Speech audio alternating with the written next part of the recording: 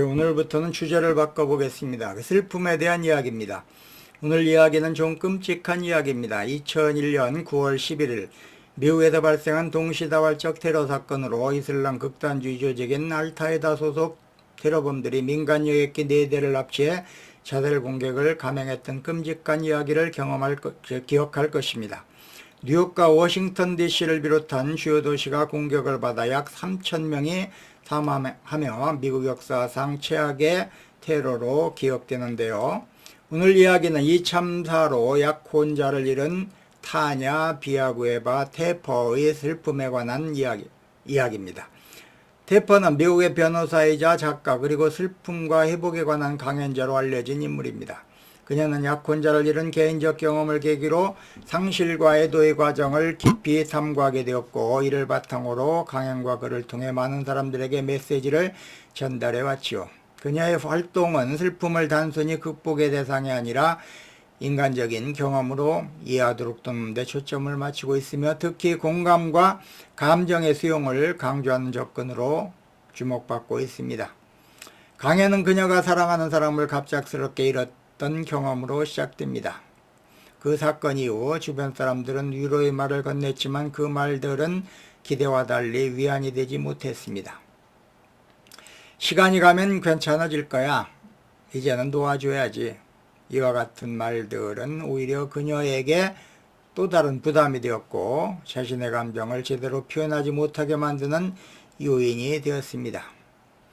이 지점에서 그녀는 중요한 질문을 던집니다. 왜 우리는 슬픔을 겪는 사람들에게 이런 방식으로 반응하는 것인가?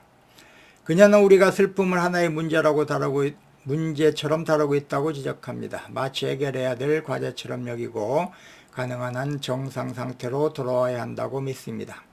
특히 많은 사람이 슬픔을 일정한 단계로 나누고 그 단계를 거치면 결국 끝난다고 생각합니다. 그러나 이 과정이 실제 경험과 맞지 않는다고 말합니다. 슬픔은 직선적인 과정이 아니라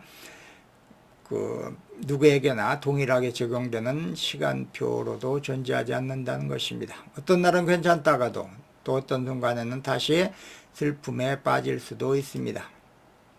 이는 이상한 일이 아니라 자연스러운 현상입니다. 그녀는 슬픔을 극복해야 한다는 표현 대신 슬픔과 함께 앞으로 나아간다는 표현을 사용하고 있습니다. 이것은 슬픔을 없애는 것이 아니라 그것을 삶의 일부로 받아들이는 태도입니다. 상실 이후의 삶은 이전과 동일할 수가 없으며, 우리는 슬픔을 느끼는 약함의 증거가 아니라 사랑의 깊이를 보여주는 자연스러운 반응이라는 것입니다. 그녀는 사랑하는 사람을 놓아줘야 한다는 말에 대해서도 다시 한번 생각해 보게 만듭니다. 많은 사람들이 슬픔에서 벗어나기 위해서는 그 사람을 잊어야 한다고 생각하지만 그녀는 그와 반대 이야기를 합니다. 우리가 놓아야 하는 것은 사람이 아니라 그 사람과 함께 할 것이라고 기대했던 미래입니다. 사랑과 기억은 사라지는 것이 아니라 다른 형태로 계속 이어질 수가 있습니다. 떠난 사람과의 관계 역시 완전히 끝나는 것이 아니라 우리 안에서 새로운 방식으로 지속됩니다.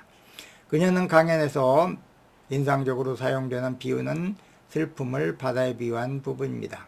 갑작스러운 상실은 거대한 파도처럼 밀려와 우리를 압도합니다.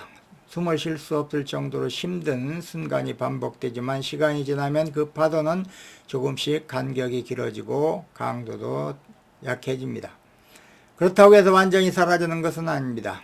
특정 계기나 기억에 의해 다시 밀려올 수가 있습니다. 중요한 것은 그 파도가 존재한다는 사실을 인정하고 이와 함께 살아가는 법을 배우는 것입니다. 그녀는 치유의 핵심으로 느끼는 것을 강조합니다. 슬픔을 피하거나 억누르면 오히려 더 오래 지속되고 더 깊어질 수가 있습니다. 감정을 온전히 경험하는 것이야말로 회복으로 가는 길입니다. 이것은 쉽지 않은 과정이지만 반드시 필요한 과정입니다. 우리는 종종 고통을 줄이기 위해 감정을 차단하려 하지만 그렇게 할수록 진짜 치유는 멀어집니다. 슬픔은 혼자 감당하는 것이 아니라 다른 사람과 나눌 수 있는 경험입니다. 그녀는 우리가 누군가를 위로할 때 문제를 해결하려 노력하기보다 그저 함께 있어주는 것이 중요하다고 말합니다. 적절한 말보다 중요한 것은 진심 어린 공감입니다. 괜찮아질 거야. 라는 말 대신 지금 많이 힘들지? 라고 묻는 것이 훨씬 더 큰 위로가 될 수가 있습니다. 슬픔은 설명되거나 해결되는 것이 아니라 공감 속에서 조금씩 완화됩니다. 강연의 핵심 메시지 중 하나는 슬픔을 사랑과 연결해서 이야기하는 것입니다. 슬픔은 단순한 고통이 아니라 우리가 누군가를 얼마나 깊이 사랑했는지를 보여주는 증거입니다.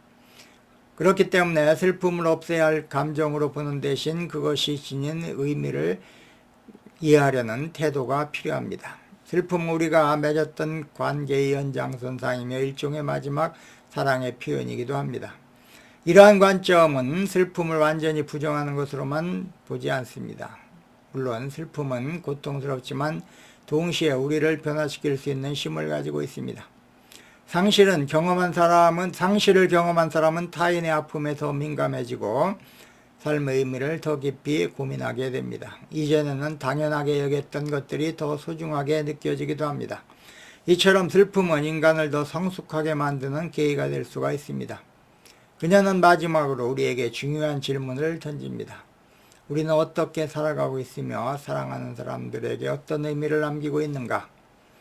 슬픔에 대한 이야기는 결국 삶에 대한 이야기로 이어집니다. 누군가를 잃은 경험은 우리가 현재의 관계를 어떻게 봐야 하는가를 다시 생각하게 만듭니다. 테퍼의 강연은 슬픔을 없애는 방법을 알려주지 않습니다. 대신 슬픔을 바라보는 시선을 바꿔줍니다. 그것은 제거해야 될 문제가 아니라 이해하고 함께 살아가야 할 경험이라는 것입니다. 그리고 그 과정에서 우리는 더 깊은 인간으로 성숙해 갑니다. 오늘은 슬픔에 대해서 살펴봤습니다. 제목은 우리가 슬픔을 겪는 사람들에게 도움이 되지 않는 방식으로 반응하고 있다 라고 하는 제목이었습니다. 오늘은 여기까지 하겠습니다. 시청해 주셔서 감사합니다.